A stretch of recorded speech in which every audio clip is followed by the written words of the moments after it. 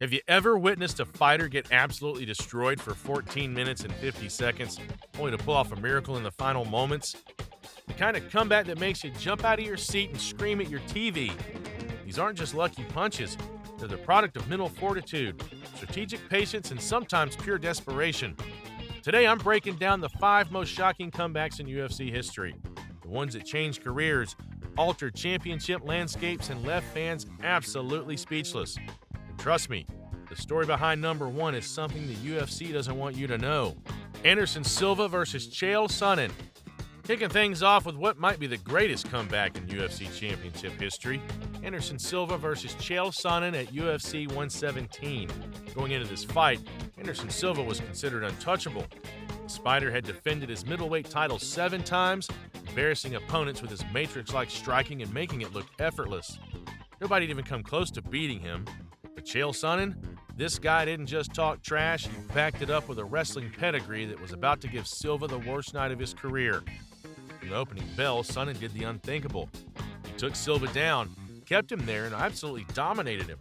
For 4.5 rounds, the unstoppable champion was getting pounded. Silva's face was swollen, he was bleeding, and the scorecards weren't even close. Sonnen was pitching a shutout. Joe Rogan summed it up perfectly on commentary.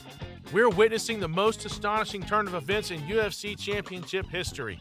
With just over 2 minutes left in the final round, Silva was down 4-0 on every scorecard. The champion needed a finish or his historic reign was over. That's when it happened. Silva, despite being exhausted and beaten up, managed to lock in a triangle choke from his back. Sonnen, who had dominated for 23 minutes, tapped with just 1:50 left in the fight. The arena exploded. Silva pulled off the impossible. What makes this comeback even more dramatic? We later found out Silva was fighting with a broken rib. He literally couldn't breathe properly and still managed to find a way to win when all hope seemed lost. After the fight, Silva simply said, "That's why you fight until the end. That's why this is the UFC." Sonnen would get another shot at Silva, but he'd never come that close again. For me, this remains the gold standard of UFC comebacks. A champion showing why he's the champion when everything was against him. Frank Mir versus Antonio Nogueira. Next up, we got a comeback that wasn't just shocking. It rewrote what we thought was possible in MMA. Frank Mir versus Antonio Rodrigo Nogueira at UFC 140. This fight was special because Nogueira was known as the guy who could not be submitted. In 41 professional fights spanning over a decade, nobody had ever made the big nog tap. The Brazilian was a black belt's black belt, the kind of grappler other grapplers studied. Early in the fight, Nogueira had Mir in serious trouble. He rocked him with punches, sending Mir stumbling across the octagon like a newborn deer. Nogueira followed up with a barrage that had Mir covering up against the cage. The fight was seconds away from being stopped. Somehow, Mir survived the onslaught, and as Nogueira went for a guillotine choke to finish him, Mir managed to escape and reverse the position. What happened next was something nobody thought possible. Mir caught Nogueira in a Kimura lock. Nogueira, being the legend he was, refused to tap. Then came the moment that made everyone watching cringe. Mir torqued the submission with such force that he literally broke Nogueira's arm. The crack was audible on the broadcast. Dana White's reaction said it all. "Holy shit, did you see that? He broke his freaking arm." This wasn't just a comeback, it was a statement. Frank Mir had done what no one else could do in over a decade of trying. He submitted the unsubmittable. After the fight, Mir was surprisingly humble. "I idolized him. He's an amazing fighter. I just caught him. Sometimes it's better to be lucky than good." That wasn't luck. That was a former champion showing that in the UFC, you're never out until you're out. Sometimes even the legends can be humbled in the most shocking ways. Darren Elkins versus Mirsad Bektic. If you want to talk about heart, grit, and refusing to quit, you have to talk about Darren the Damage Elkins versus Mirsad Bektic at UFC 209. This fight wasn't for a title. It wasn't even the main card, but it produced one of the most jaw-dropping comebacks you'll ever see in combat sports. Mirsad Bektic was the golden prospect, undefeated at 11-0 and considered a future champion. Elkins was the definition of a tough journeyman, known more for his heart than his skill. On paper, this was Bektic's fight to win, and for 2.5 rounds, that's exactly what happened. Bektic dominated Elkins in every aspect of the fight. He outstruck him, out-wrestled him, and left Elkins a bloody mess. By the 3rd round, Elkins' face looked like something out of a horror movie. His eye was swollen shut, face was covered in blood, and he was clearly exhausted. Joe Rogan said it best. Elkins is showing incredible heart, but This is complete domination by Bektic. With just under 2 minutes left in the final round, something changed. Elkins, despite being beaten pillar to post, caught Bektic with a desperate right hand that wobbled him. Sensing his moment, Elkins swarmed, landing a high kick that sent Bektic crashing to the canvas. A few follow-up punches later, and the referee stopped the fight. The comeback was so shocking that UFC commentary team completely lost it. Even veteran commentator John Onek was screaming, "Darren Elkins, you've got to be kidding me!"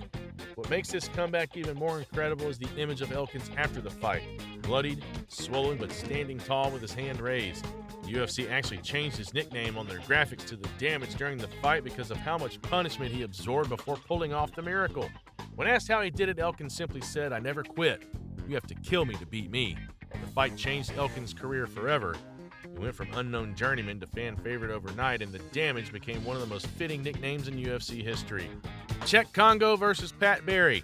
Sometimes a comeback happens so fast, so dramatically, that it doesn't even seem real. That's exactly what happened when Czech Congo faced Pat Barry at UFC Live in 2011. This wasn't a 5-round war or a back-and-forth battle. This was 30 seconds of pure chaos that produced what might be the most dramatic comeback knockout in UFC history. Pat Barry, known for his devastating leg kicks and powerful hands, caught Congo early with a massive right hand that sent the Frenchman stumbling. Barry followed up with another right that dropped Congo face first onto the canvas. The fight looked over. Somehow, Congo got back onto his feet, only to eat another huge punch that had him out on his feet. His legs were gone, his eyes were glazed. Referee Dan Miragliotta was inches away, ready to stop the fight. What happened next defied all logic. Barry moved in for the finish. Congo, still basically unconscious, threw a desperate right uppercut that caught Barry flush on the chin. Barry froze, and Congo followed with a straight right that sent Barry crashing to the canvas, completely out cold. The entire sequence took less than 30 seconds. Congo went from being knocked out twice to scoring a knockout of his own without ever fully recovering.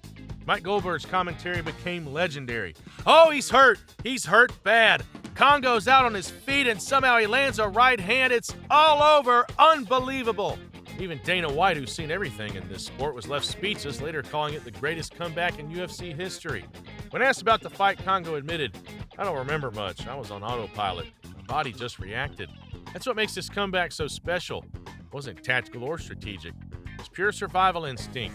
The human body refusing to quit even when the brain was barely functioning. It's the kind of comeback that reminds us of why we watch this sport.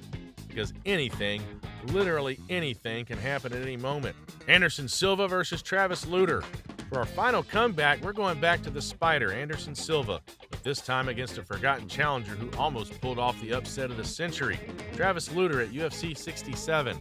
This fight's rarely mentioned when people talk about Silva's legendary career, and there's a reason for that. UFC doesn't like to remind people how close Silva came to losing his very first title defense. Travis Lutter was supposed to be an easy fight for Silva. He won the Ultimate Fighter but missed weight for his title fight, turning it into a non-title bout. Nobody gave him a chance against the striking wizard. But Lutter had a plan, and for a while it worked perfectly.